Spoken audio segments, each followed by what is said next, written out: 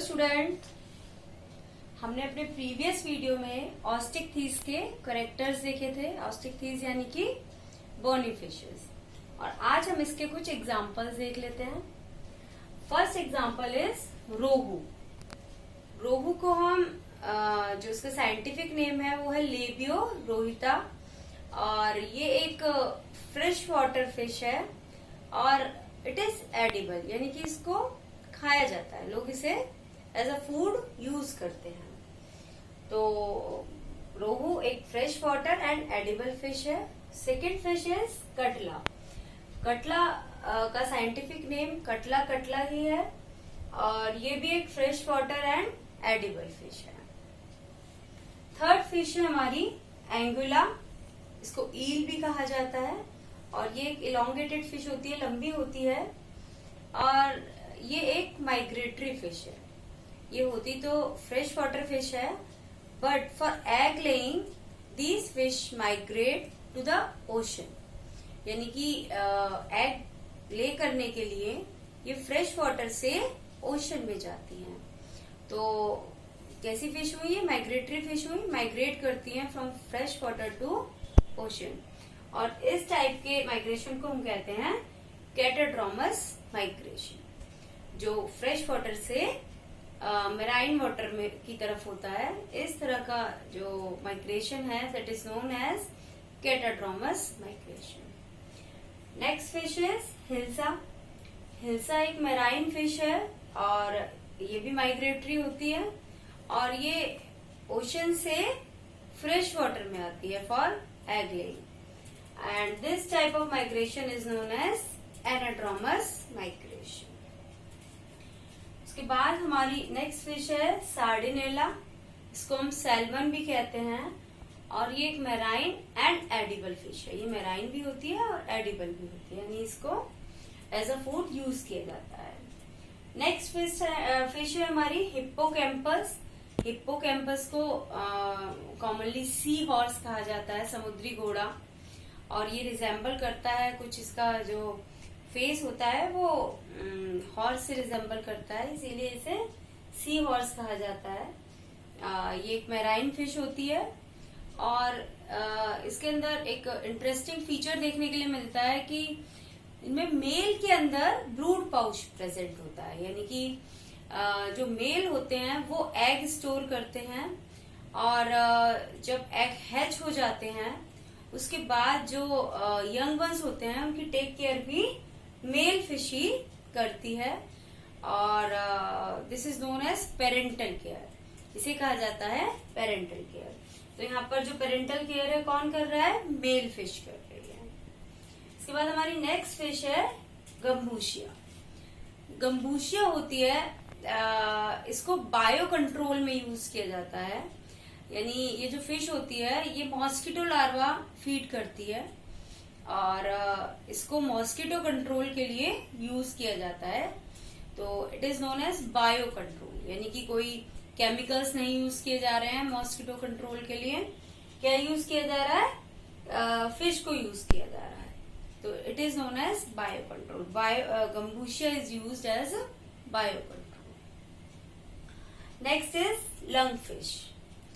जो lung fish होती है इसे अफ्रीकन लंग फिश भी कहा जाता है और ये कनेक्टिंग लिंक होती है between bony fishes and frogs, amphibians.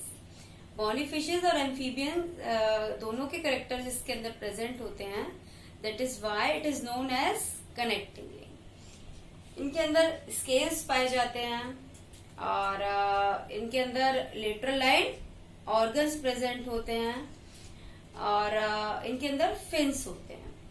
तो ये इसके करेक्टर हैं fish like character. Fish like character, fins का प्रेजेंट होना, लेटरल लाइन ऑर्गन्स का प्रेजेंट होना एंड स्केल्स का प्रेजेंट होना, ये तीनों ही करेक्टर कैसे हैं? फिश लाइक करेक्टर हैं।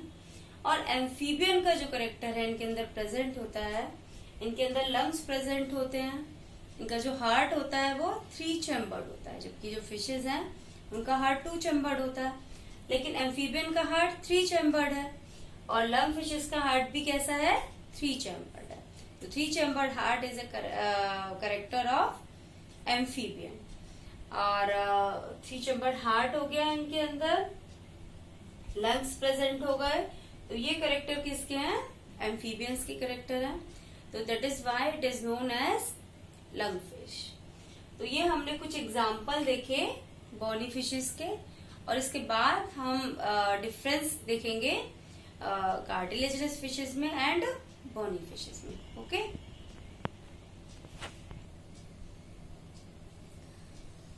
तो हम पढ़ रहे हैं डिफरेंस बिटवीन कॉन्ट्रिक्टीज एंड ऑस्टिक्टीज। कॉन्ट्रिक्टीज के कैरेक्टर्स, ऑस्टिक्टीज के कैरेक्टर्स, और ये कंपैरिजन के पॉइंट्स कि हम किस बेसिस पर इनका कंपैरिजन कर रहे हैं। फर्स्ट इज हैबिटेट, ये कहाँ रहती हैं? कॉन्ट्रिक्टीज एक्सक्लूसिवली पैराइन होती हैं, वो केवल कहाँ पाई जाती हैं? ओशंस में पाई जाती हैं, जबकि ऑस्टिक्टीज फ्रेश वाटर भी होती हैं और मरीन भी होती हैं। Second point is endoskeleton. Chondrichthyes का एंडोस्केलेटन कार्टिलेज का बना होता है और ऑस्टिक्टीज का एंडोस्केलेटन बोन्स का बना होता है। Third point is exoskeleton. Chondrichthyes का एक्सोस्केलेटन प्लेकॉइड स्केल से बना होता है, जबकि ऑस्टिक्टीज का exoskeleton cycloid, ctenoid and ganoid scale से बना होता है। माउथ, कॉन्ट्रिक्टीज का माउथ वेंट्रल होता है, नीचे की साइड होता है, और ऑस्टिक्टीज का माउथ एंटीरियर यानी मिडिल में होता है, आगे की तरफ। नेक्स्ट आता है हमारा डाइजेस्टिव सिस्टम। डाइजेस्टिव सिस्टम में जो डाइजेस्टिव सिस्टम ओपन होता है कॉन्ट्रिक्टीज का, वो वाया क्लोएका होता है, यानी कि 3 सिस्टम की ओपनिंग होती है क्लोएका। तो डाइजेस्टिव सिस्टम भी किससे बाहर खुलता है? क्लोएका से खुलता है। और जबकि जो ऑस्टिक्टीज है उनका जो डाइजेस्टिव सिस्टम है वो एनस के थ्रू बाहर की तरफ खुलता है। तो इनके अंदर एनस प्रेजेंट नहीं होता और ऑस्टिक्टीज में एनस प्रेजेंट होता है। नेक्स्ट इज डाइजेस्टिव सिस्टम का ही पार्ट है स्क्रोल वॉल्व। तो कॉन्ट्रिक्टीज के इंटेस्टाइन में स्क्रॉल वॉल्व प्रेजेंट होते हैं, जबकि जो ऑस्टिक्टीज है उसके अंदर स्क्रॉल वॉल्व प्रेजेंट नहीं होते हैं। अब आ जाते हैं हम रेस्पिरेटरी सिस्टम पर।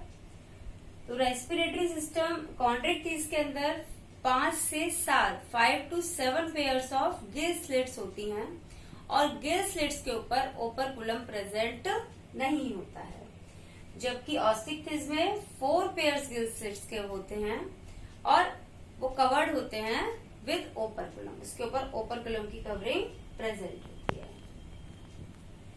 कॉन्ट्रिक्टीज में एयर ब्लैडर नहीं पाए जाते हैं और वेबेरियन ऑसिकल भी नहीं पाए जाते हैं, जबकि ऑस्टिक्टीज में एयर ब्लैडर भी प्रेजेंट होते हैं और वेबेरियन ऑसिकल भी प्रेजेंट होते हैं। तो मैं एक बार रेस्पिरेटरी सिस्टम में जो कॉन्ट्रिक्टीज होती है उनके अंदर एयर ब्लैडर, ओपर्कुलम, वेबेरियन ऑसिकल, ये सारी चीजें एब्सेंट होती हैं, और जबकि ऑस्टिक्टीज में ये प्रेजेंट होती हैं। इसके बाद आते हैं हम एक्सक्रीटरी प्रोडक्ट के ऊपर। कॉन्ट्रिक्टीज का एक्सक्रीटरी प्रोडक्ट यूरिया होता है, यानी कि वो कैसी होती है? यूरियोटेलिक होती है। और ऑस्टिक्टीज का जो एक्सक्रीटरी प्रोडक्ट है वो अमोनिया होता है, यानी कि वो अमोनोटेलिक होती है। इसके बाद आ जाते हैं हम कॉर्डल फिन्स के ऊपर। जो कॉर्डल फिन है, कॉन्ट्रिक्टीज का जो कॉर्डल फिन है उसके अंदर 2 लोब्स होती हैं, एक लोब बड़ी होती है और एक लोब छोटी होती है। तो इस टाइप के फिन को हम कहते हैं हेट्रो सर्कल, जबकि ऑस्टिक्टीज के अंदर जो कॉर्डल फिन की लोब्स होती हैं, दोनों ही लोब इक्वल साइज की होती हैं, और इस टाइप के फिन को हम कहते हैं होमो सर्कल। तो कॉन्ट्रिक्टीज में कॉर्डल फिन हेट्रो सर्कल होता है एंड ऑस्टिक्टीज में होमो सर्कल होता है। डॉर्सल फिन, कॉन्ट्रिक्टीज के अंदर 2 डॉर्सल फिन होते हैं, और जो फर्स्ट डॉर्सल फिन होता है वो काफी बड़ा होता है in comparison of second, and osteichthyes के अंदर केवल एक ही डॉर्सल फिन पाया जाता है। तो कभी आपने देखा होगा कि शार्क जब तैरती हुई आती है तो ऊपर स्ट्रक्चर दिखाई देता रहता है, तो वो स्ट्रक्चर क्या है? उनका डॉर्सल फिन ही होता है। वो स्ट्रक्चर वो काफी बड़ा होता है उनका डॉर्सल फिन। इसके बाद नेक्स्ट आता है हमारा सेरिबेलम एंड ऑल्फैक्टरी लोब। कॉन्ड्रिक्टिस के अंदर सेरिबेलम और ऑल्फैक्टरी लोब्स काफी बड़े होते हैं और इनको बैलेंसिंग में और स्मेलिंग करने में हेल्प करते हैं, यानी कि इनका जो सेंस ऑफ स्मेल है और बैलेंसिंग की पावर है वेल डेवलप्ड होती है, क्योंकि इनके अंदर एयर ब्लैडर प्रेजेंट नहीं होते हैं और जिसकी वजह से इन्हें लगातार स्विम करना पड़ता है और डिपेंड रहना पड़ता है अपनी बैलेंसिंग पावर पर टू सर्वाइव। और इनका जो सेंस ऑफ स्मेल है वो भी बहुत अच्छा होता है। और ऑस्टिक में ये दोनों ही चीजें यानी कि सेरिबेलम एंड ऑल्फैक्टरी लोब्स ये कंपैरेटिवली स्मॉलर होते हैं। तो इस तरह हमने 10 पॉइंट्स ऑफ कंपैरिजन लिए और हमने इनको कंपेयर किया कॉन्ड्रिक्टिस को और ऑस्टिक्टिस को। इनके एग्जाम्पल आप पढ़ ही चुके हैं, तो लास्ट में आप उसमें एग्जाम्पल मेंशन कर सकते हैं। तो इस तरह हमारा जो पाइसेस है वो पूरा हो गया, उसकी हमने दोनों क्लासेस पढ़ ली हैं, कॉन्ड्रिक्टिस भी एंड ऑस्टिक्टिस भी। हमने नेक्स्ट वीडियो में हम एम्फीबियंस के बारे में पढ़ेंगे। और वीडियो को लाइक कीजिएगा और चैनल को सब्सक्राइब कीजिएगा। Thank you and have a nice day.